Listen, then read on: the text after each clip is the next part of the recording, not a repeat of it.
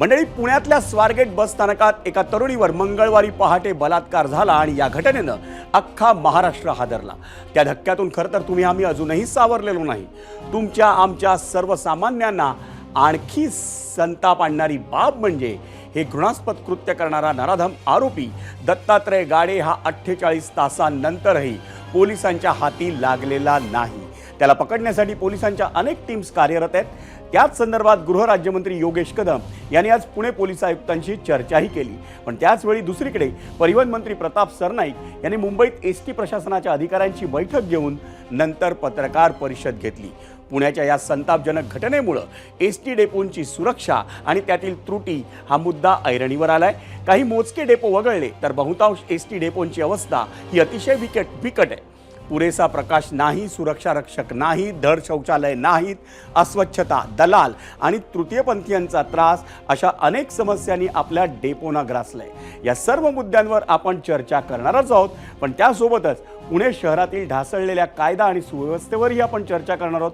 पूर्वी पेठा आणि कोथरूडसारखे काही भाग एवढंच पुणे होतं, पण गेल्या 30 वर्षांमध्ये पुणे शहर हे अमिबासारखं 8ही दिशांना पसरत गेलंय। पण त्या प्रमाणात पोलिसांची संख्या वाढली का? वाढत्या गुन्हेगारीला तोंड देण्यासाठी पोलीस यंत्रणेत तसे बदल करण्यात आले आहेत का? या दोन्ही प्रश्नांचं एकच उत्तर आहे आणि ते म्हणजे नाही। याबाबत होता मंडळी आपला आजचा प्रश्न। त्यावरील प्रतिक्रिया आपण थोड्याच वेळात पाहणार आहोत, पण त्याआधी पाहूया आपला आजचा प्रश्न काय होता। Poll centre. आपला आजचा प्रश्न, पुण्यात बलात्कार, खून, कोयत्याने हल्ले असे अनेक गंभीर गुन्हे होतात। पुणे शहरावर पोलिसांचं नियंत्रण राहिलेलं नाही असं वाटतं का? होय आणि नाही असे या प्रश्नावर 2 पर्याय आम्ही आपल्याला दिलेले होते। आणि पुन्हा एकदा आपण त्या बलात्काराच्या घटनेकडे वळूयात। आरोपी दत्तात्रय गाडे याचं लास्ट लोकेशन होतं शिरूरमधलं गुन्हाट हे गाव। खरं तर हा आरोपी याच गावचा रहिवासी आहे आणि काल रात्री 8च्या सुमारास आरोपी दत्तात्रय गाडेनं गावातल्या एका घरात पाणी मागितलं। पाणी प्यायल्यानंतर तो तिथंच काही काळ थांबला आणि मग फरार झाला। व्हिडिओत दिसणाऱ्या याच घरात आरोपीनं काही वेळासाठी आसरा घेतला होता, त्यामुळे याच परिसरात आरोपी असल्याचा पोलिसांना संशय आहे। म्हणून आज संध्याकाळी पोलिसांची एक मोठी तुकडी गुन्हाट गावात पोहोचली। 100 पोलिसांनी गावातला काना कोपरा शोधून काढला आणि त्यानंतर पोलिसांनी आसपासच्या शेतांमध्ये तपास सुरू केला। इतकंच नाही तर पोलिसांनी दत्तात्रय गाडेच्या 10 मैत्रिणींचीही चौकशी केली आहे। आरोपीला पकडण्यास वेळ लागत असल्यामुळे पोलिसांच्या कार्यपद्धतीवर टीका होत असतानाच गृहराज्यमंत्री योगेश कदमांनी पोलिसांची बाजू मांडली, तर उपमुख्यमंत्री एकनाथ शिंदेनी आरोपीला फाशीची शिक्षा व्हावी यासाठी प्रयत्न करणार असल्याचं स्पष्ट केलं। अर्ध्या तासाच्या आत आरोपी आयडेंटिफाय झाल्यानंतर त्याने आरोपीला, आपल्या पोलीस कर्मचाऱ्यांनी आरोपीला ट्रॅक करायला सुरुवात केली। संभाव्य लोकेशन देखील आपल्याकडे आहे। तिथे देखील जवळपास 8 टीम्स ह्या पोलिसांमार्फत तयार केल्या गेलेल्या आहेत आणि लवकरच आरोपीला पकडलं जाईल। सरकार म्हणून आम्हाला ही विनंती करणारच आहे सन्माननीय फडणवीस साहेबांना की एन्काउंटर स्क्वॉड हा परत चालू करावा। अशा लोकांना ज्यांना दुसरी भाषा कळत नाही ते समाजात नको, ते गेलेले बरे। मग ते काय जे काय टीका होईल, पण त्याच्या शिवाय आता पर्याय राहिलेला नाही। लाडक्या बहिणींना आम्ही एसटीमध्ये जास्तीत जास्त प्रवास करता यावा, त्यांना सोपं व्हावं म्हणून 50% सवलतही दिली।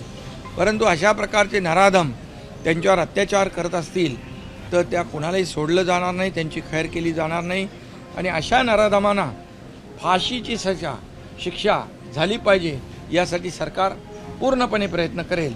अशा प्रकारचं सरकारचं धोरण आणि भूमिका आहे। म्हणजे तिकडे याच गाडीचा तपास धीम्या गतीनं सुरू आहे असं म्हणत विरोधकांनी संताप व्यक्त केला। ठाकरेंच्या शिवसेनेचे खासदार संजय राऊत आणि काँग्रेस नेते विजय वडेट्टीवार यांनी तर थेट पुणे पोलीस आयुक्तांनाच धारेवर धरले। कोण आहेत पुण्याचे पोलीस आयुक्त? या पोलीस आयुक्तांच्या काळामध्ये पुण्यामध्ये गुंडगिरी वाढली। राजकीय आणि सरकारी कृपेने गुंडांना वगैरे पोलीस स्टेशनला बसवायची नाटकं चाललेली आहेत ना, ही बंद करा। पुण्यासारख्या एका शैक्षणिक नगरीमध्ये मुली सुरक्षित नाही तर मग पोलीस काय करताय? इथला पोलीस कमिशनर घेऊन गेला आहे, तो काय करतोय? चॉकलेट खात बसलाय का तिथे पुण्यात, की हप्ते वसुलीसाठी पाठवलाय? त्याचा धाक तरी राहिला काय तिकडे? पुण्यात त्या घटना ज्या पद्धतीने वाढत आहेत त्यामुळे मला वाटतं इकडचा वसुली अधिकारी पुण्यात नेऊन बसवला आणि वसुली सुरू झाली, त्यामुळे स्त्रियावर अत्याचार होत आहेत असा माझा आरोप आहे. आणि धक्कादायक बाब म्हणजे मंडळी, स्वारगेट अत्याचार प्रकरणातला फरार आरोपी दत्तात्रय गाडेचं राजकीय कनेक्शन असल्याचीही आता चर्चा सुरू झाली आहे. आणि ही चर्चा सुरू होण्यामागचं कारण म्हणजे अजित पवारांच्या आमदाराच्या फ्लेक्सवर झळकलेला गाडेचा फोटो. शिरूरचे माजी आमदार अशोक पवार यांच्या वाढदिवसानिमित्त लावलेल्या फ्लेक्सवर दत्ता गाडेचा फोटो झळकलाय. शिवाय शिरूर हवेली विधानसभेचे राष्ट्रवादी काँग्रेस अजित पवार पक्षाचे आमदार माऊली कटकेंसोबत आणि त्यांच्या फ्लेक्सवरही आरोपीचे फोटो झळकले. त्यामुळे नराधम गाडे हा आमदार माऊली कटकेंचा कार्यकर्ता असल्याचा आरोप होतोय. याबाबत स्वतः आमदार कटकेंनीही स्पष्टीकरण दिलंय. तर उपमुख्यमंत्री एकनाथ शिंदेनी मात्र आरोपीचे कोणाशीही लागेबांधे असले तरी त्याला सोडणार नसल्याचं स्पष्ट केलं. हा आरोपी उज्जैन यात्रेला कुणाला मदत करत होता, कोणत्या महिला भगिनींना त्या ठिकाणी तो नेत होता, याची सखोल चौकशी पोलीस खात्याने केली पाहिजे. हा बरोबर ना, त्या भागात अजितदादांच्या पक्षाचा आमदार निवडून आलेला आहे, सक्रियपणे त्याचं काम करणारा हा कार्यकर्ता आहे. मी त्या गावातून माहिती घेतली, उज्जैनला या आमदारांनी काही लोक नेले होते. हे नेण्याची जबाबदारी हा जो बलात्कार करणारा आरोपी याच्यावर होती, अशा प्रकारची स्थिती आहे. मग आता कुंपणं शेत खायला लागलं तर करायचं काय हा प्रश्न आहे. तो जो आरोपी आहे तो शिरूर तालुक्यामध्ये राहणार आहे. आता शिरूर हवेली हा मतदारसंघ माझा असल्यामुळे त्या ठिकाणी अनेक जण येत असतात, फोटो काढत असतात, भेटत असतात. त्याच्यामुळं अशा कुठल्याही प्रकारच्या व्यक्तीशी आपला कुठल्याही प्रकारचा त्या ठिकाणी संबंध नाही. मतदारसंघातले लोक असतील किंवा मतदारसंघाच्या बाहेरची लोक असतील, अशी लोक लोकप्रतिनिधी म्हणून दिवसभर भेटत असतात, फोटो काढत असतात. कोणी कुठल्याही पक्षाचा असू द्या, कुणाशीही संबंधित असू द्या, अशा प्रकारच्या गुन्हेगाराला गय केली जाणार नाही, एवढंच मी आपल्याला सांगतो. कुणाशी संबंध असू द्या, कुणाशी लागेबांधू असू द्या, हा गुन्हेगार आहे आणि लाडक्या बहिणींच्यावर अत्याचार करणाऱ्या गुन्हेगारांना सोडलं जाणार नाही. मंत्र्याच्याही बाजूला मांडीला मांडी लावून बसून चहा पित असेल आणि त्याने जर असा अपराध केला असेल तर त्याला देवेंद्रजी सोडणार नाही, राज्याचे मुख्यमंत्री सोडणार नाही. हे मी तुम्हाला जबाबदारीने सांगते. पुन्हा एकदा सांगते की यामध्ये महायुती सरकारमध्ये महिलांची सुरक्षा ही टॉप प्रायोरिटी आहे आणि त्या अनुसार देवेंद्रजी आणि त्यांचं संपूर्ण महाराष्ट्र शासन हे लाडक्या बहिणींसाठी काम करते. आणि मंडळी, आता वेळ झाली आहे आजच्या अतिशय महत्त्वाच्या विषयावर सविस्तर चर्चा करण्याची. आणि त्यासाठी आपण जाणार आहोत गेस्ट सेंटरला आणि तिथं आपल्यासोबत आहेत महाराष्ट्र एसटी कर्मचारी काँग्रेसचे सरचिटणीस श्रीरंग बर्गे आणि निवृत्त सहाय्यक पोलीस आयुक्त भानुप्रताप बर्गे. दोघांचंही मी या ABP माझाच्या 0 अवर या कार्यक्रमात स्वागत करतो. सुरुवातीला मला जायचं आहे भानुप्रताप बर्गे सरांकडे. सर, पुणे तुम्ही आमच्यापेक्षा अतिशय उत्तम जाणता. पुण्यासारख्या शहरात म्हणजे आम्ही जेव्हा मुंबईहून पुण्याला प्रवास करतो, स्वारगेटला उतरतो, कुठल्याही वेळी जरी उतरलं तरी स्वारगेटसारखं वर्दळीचं डेपो किंवा वर्दळीचं बस स्थानक दुसरं नाही. तिथं अशी घटना घडते जिथं बलात्कार होतो, भल्या पहाटे जेव्हा गर्दी असते त्यावेळीही. ही घटना तुमच्यासाठी किती धक्कादायक आहे?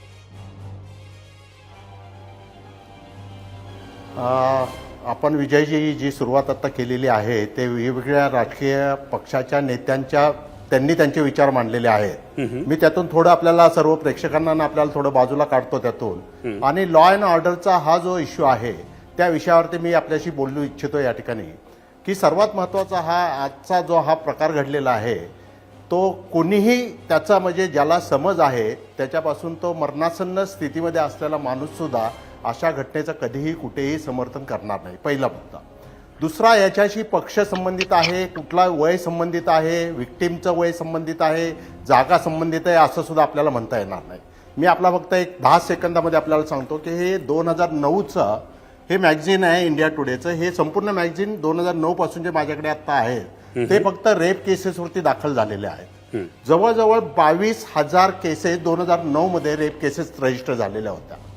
सांगायचा मुद्दा एवढाच आहे की बलात्काराच्या ह्या घटना ज्या घडत असतात ह्या वेगवेगळ्या भागांमध्ये घडत असतात, वेगवेगळ्या ठिकाणी घडत असतात, वेगवेगळ्या लोकांमार्फत घडत असतात. त्याशी कदाचित संरक्षण दलातील असेल, पोलीस दलातील असेल, डॉक्टर असतील. कलकत्त्याची घटना आपल्याला माहिती आहे, डॉक्टरवरतीच बलात्कार त्या ठिकाणी झालेला होता. हो. आजच्या कालच्या घटनेचं सर्वात महत्त्वाचं आपल्याला जर या ठिकाणी कुठली नोंद घ्यावी लागत असेल की स्वारगेट सारख्या गजबजलेल्या मध्यवर्ती ठिकाणी आपल्याला त्या ठिकाणी एक्सेस कंट्रोल कुठलाही नसल्याचं दिसून येतं. हो. पहिला मुद्दा याच्यामध्ये मी एक्सेस कंट्रोलचा घेतो.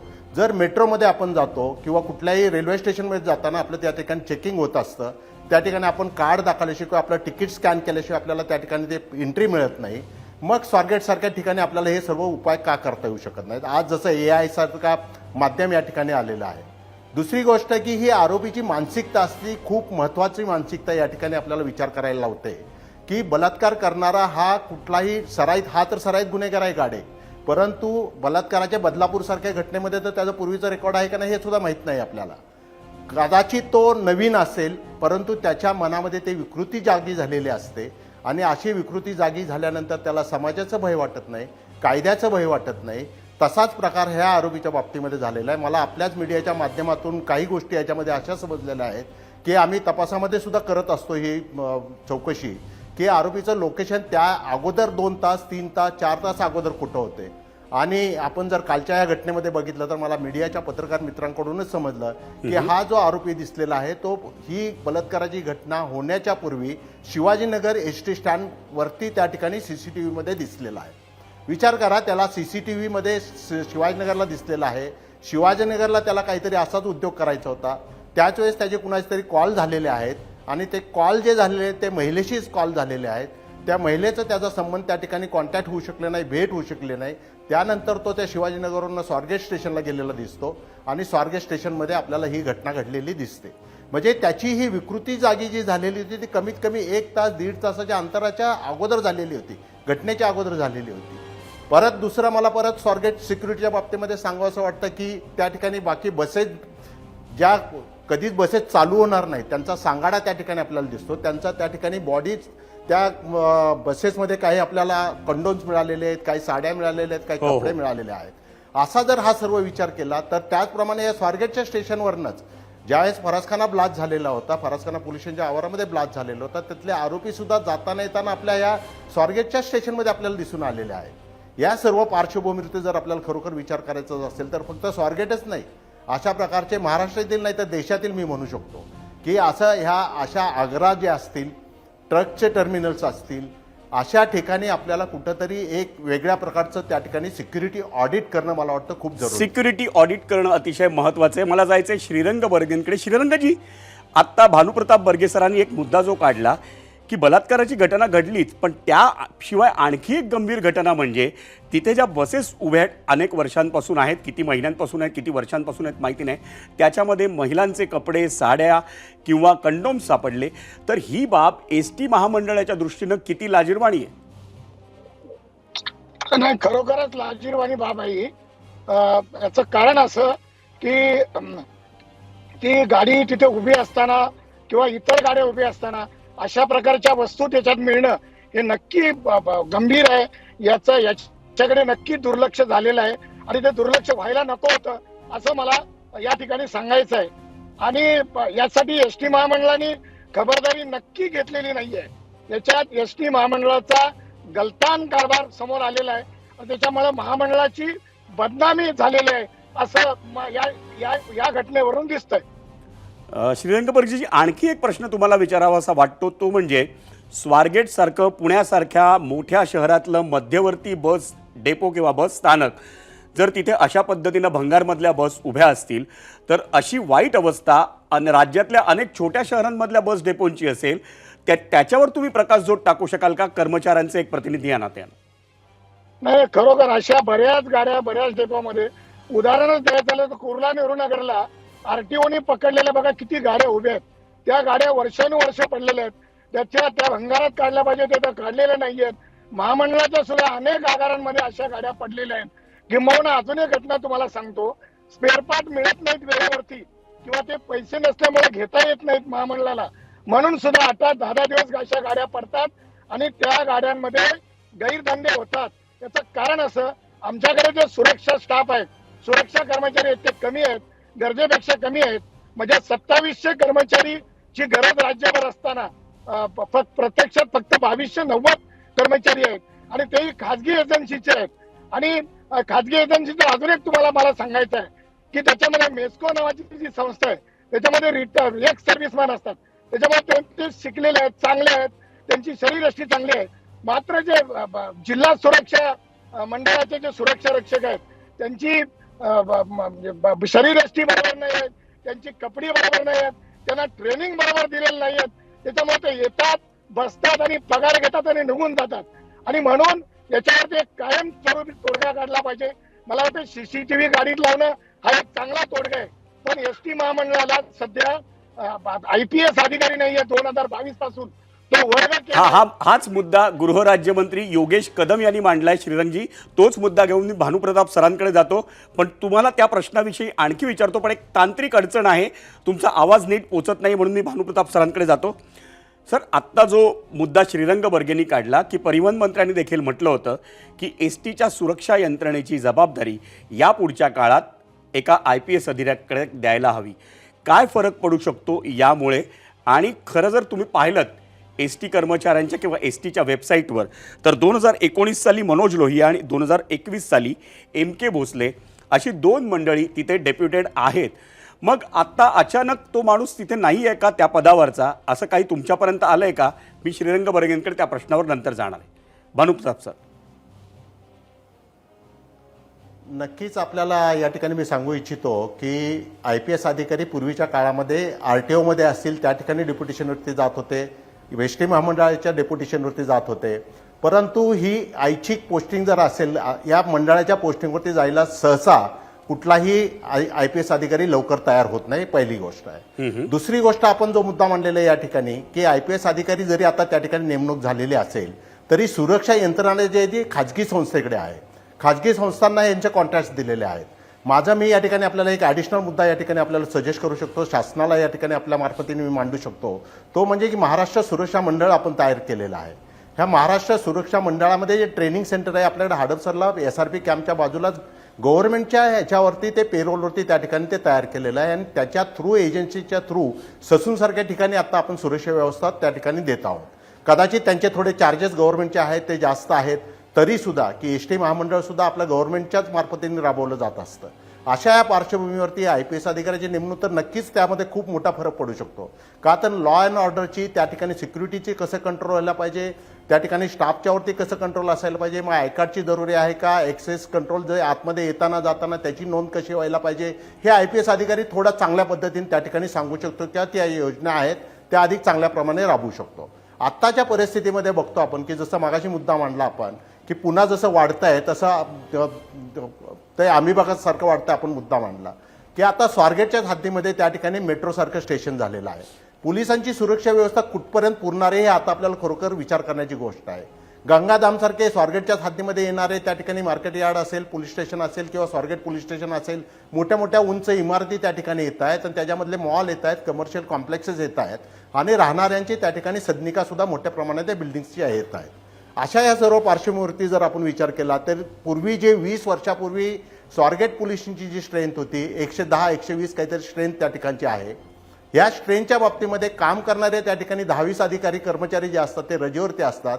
बाकीचे बंदोबस्ताला किंवा आता मंत्री महोदय आले, बाकी हा तपास सोडून मंत्री महोदयांसाठी त्या ठिकाणी जावंच लागलं. अशा या सर्व पार्श्वभूमीवरती काम करणारे जे त्या ठिकाणी लोक असतील ते क्राईम ब्रँच धरून असेल किंवा पोलीस स्टेशनचे जे धरून हार्डली 40 ते 50 फक्त कर्मचारी अधिकारी त्या ठिकाणी आपल्याला अशा प्रकरणामध्ये तपास करण्याच्या दृष्टीने त्या ठिकाणी त्यांचा हातभार जास्त मोठ्या प्रमाणामध्ये लागतो. पोलिसांची जसे श्रीरंग बर्गे साहेबांनी सांगितलं की त्या ठिकाणी कर्मचारी एसटीचे कर कमी आहेत. सगळ्यात जास्त तर पोलिसांची संख्या वाढवणं खूप आवश्यक आहे आणि आपल्या माध्यमातून ह्या विषयावरती मी तर गव्हर्नमेंटला खरोखर मनापासून मी पोलीस डिपार्टमेंटचा होतो म्हणून नाही, परंतु वाढणारी लोकसंख्या, वाढणारे गुन्हेगारीचं प्रमाण अशा या सर्व प्रकरणामध्ये ह्या बलात्कारासारख्या घटना जर आपल्याला कुठे कमी करायच्या असतील तर सामाजिक न्याय विभाग आपल्याकडे आहे. त्यातून जनजागृती करणं आवश्यक आहे. जनजागृतीच्या माध्यमातून मुलींना धडे देणं आवश्यक आहे. स्वसंरक्षणासाठी आपण पूर्वी करायचो पण आता कुठेतरी आपण त्याच्यामध्ये मागे पडत चाललेले आहेत की अशा वेळेस एका महिलेने काय करायला पाहिजे. आरडाओरड केला असता, पळून जाण्याचा प्रयत्न केला असता तरी त्यातून काहीतरी ही घटना टाळता येऊ शकली असती असं मला वाटतं. ह्याच्यामध्ये फक्त एका विभागाचं योगदान शक्य होणार नाही. या मुद्द्यावर आपलं बोलायला भानुप्रताप सर मी तुमच्याकडे येतो, पण मला श्रीरंग बर्गेंकडे एका छोट्या मुद्द्यासाठी जायचं आहे. मी भानुप्रताप सरांना हा मुद्दा विचारला होता श्रीरंगजी, आणि तो महत्त्वाचा मुद्दा असा आहे, जर STच्या वेबसाईटवर तुम्ही जर गेलात तर मनोज लोहिया 2019 साली आणि 2021 साली MK भोसले यांच्याकडे सिक्युरिटी आणि व्हिजिलन्स डिपार्टमेंट STचं होतं. जर आत्ता पुन्हा एकदा नव्यानं सुरक्षेसाठी एका IPS अधिकाऱ्याला नेमायची मागणी परिवहन मंत्री करतायत, मग ही व्यक्ती आत्ता तिथे नाही आहे का जी आवश्यक होती? श्रीरंग बर्गे, तुम्ही प्रकाशझोत टाकू शकाल? नाही, नक्की नाही आहे. 2022 पासून ही जी पोस्ट होती पोलीस अधिकाऱ्याची, ही पिंपरी चिंचवडला महापालिकेमध्ये वर्ग करण्यात आलेली आहे. आणि ST कडनं हे आता अधिकारी नाही आहेत, आता STच्याच अधिकाऱ्यांकडे हा चार्ज आहे. आणि मला असं वाटतं की नक्की सरकारने हा चुकीचा निर्णय घेतला होता, आणि आता सरकारला ही घटना घडल्यानंतर जाग आलेली आहे. हे दुर्दैवी आहे. म्हणजे कुठलीही घटना घडल्यानंतर जर या अशा उपाययोजना करण्यात येणार असतील तर हे दुर्दैवी आहे. आणि मला असं वाटतं की परिवहन मंत्र्यांना जाग आली, ही घटना घडल्यानंतर जाग आली, त्यांचं लक्ष याच्याकडे नक्की नव्हतं आणि म्हणून ही घटना घडली असा मी आरोप या ठिकाणी केला तरी तो वावगा ठरणार नाही. त्यांचं लक्ष खूप महत्त्वाचा मुद्दा मांडलाय तुम्ही श्रीरंगजी. तुमच्या आवाजाचा थोडासा प्रॉब्लेम आहे म्हणून मी पुन्हा भानुप्रताप सरांकडे येतोय. भानुप्रतापजी, IPS अधिकाऱ्याची नियुक्ती हा सगळ्यात महत्त्वाचा मुद्दा श्रीरंग बर्गेंनी देखील अधोरेखित केला आहे. पण याशिवाय STचं तिकडचं स्थानक असेल, म्हणजे स्वारगेट असेल किंवा मुंबई असेल किंवा दुसऱ्या शहरातली ST स्थानकं असतील, इथे सुरक्षेच्या दृष्टीनं आणखी काय उपाययोजना करण्याची आवश्यकता आहे? कारण पुणे हे शहर जर आपण बघितलं तर शिक्षण असेल, नोकरी असेल, आता बाहेरगावच्या मुलं मुली तिथे येतात आणि ती सकाळी रात्री वेगवेगळ्या वेळी त्यांना घरी परतायचं असतं किंवा घरून पुन्हा पुण्यात उतरायचं असतं. त्यांच्या सुरक्षेसाठी काय उपाययोजना आवश्यक आहे? सर्वात महत्त्वाचं मी आपल्याला या ठिकाणी सांगेल की ऑड आवर्स, म्हणजे रात्री समजा की 11 ते सकाळी पहाटे 5 वाजेपर्यंत 6 वाजेपर्यंत हा जो पिरियड असतो त्या ठिकाणी गर्दी ही खूप मोठ्या प्रमाणामध्ये नसते किंवा कमी असते. दिवसभर गर्दी खूप मोठ्या प्रमाणामध्ये असते, त्याच्यामुळे लोकांची जाय प्रत्येक ठिकाणी कोपऱ्याकोपऱ्यांमधून त्या ठिकाणी होत असते. या पार्श्वभूमीवरती सर्वात प्रथम म्हणजे की सिक्युरिटी व्यवस्था जे बघणारे आहेत त्यांचं पेट्रोलिंगची सिस्टीम त्या ठिकाणी आवार मोठा असेल तर त्या ठिकाणची सिस्टीम जी आहे ते पेट्रोलिंगची सिस्टीम करायला पाहिजे की एक तासांनी त्या ठिकाणी जाऊन, पूर्वी आपण करायचो, मुंबईमध्ये करायचो, पुण्यामध्ये करायचो की डायरी त्या ठिकाणी ठेवलेली असते आणि त्या डायरीमध्ये जाऊन तो कर्मचारी किंवा कोण सिक्युरिटीचा अधिकारी असेल किंवा पोलीस कर्मचारी असतील हे त्या ठिकाणी आपल्याला त्या ठिकाणी सह्या करताना दिसायचे.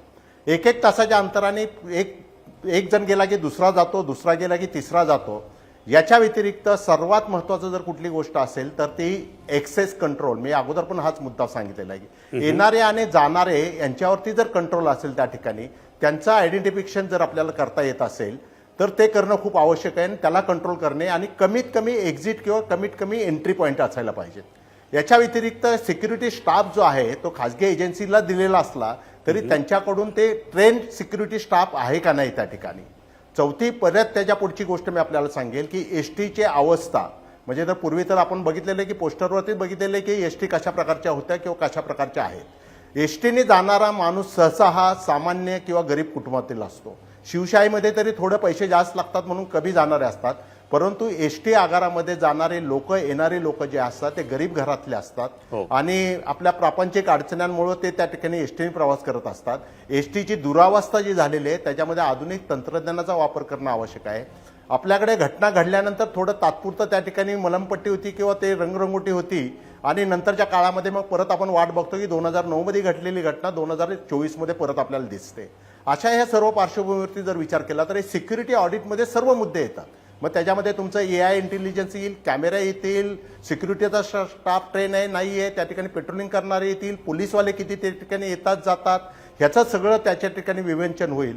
आणि मी तर परत एकदा सांगतो आपल्याला, फक्त स्वारगेट डेपो करू नका, तर अख्ख्या महाराष्ट्रातील सर्व ST स्टँड, ST डेपो जे आहेत त्या ठिकाणी हे सिक्युरिटी ऑडिट करणं मला खूप महत्त्वाचं. अतिशय महत्त्वाचा मुद्दा मांडलात भानुप्रताप सर तुम्ही आणि श्रीरंग बर्गे या दोघांनी या कार्यक्रमात आपण सहभागी झालात आणि अतिशय महत्त्वाचे मुद्दे मांडलेत, त्यामुळे आपले दोघांचेही आभार.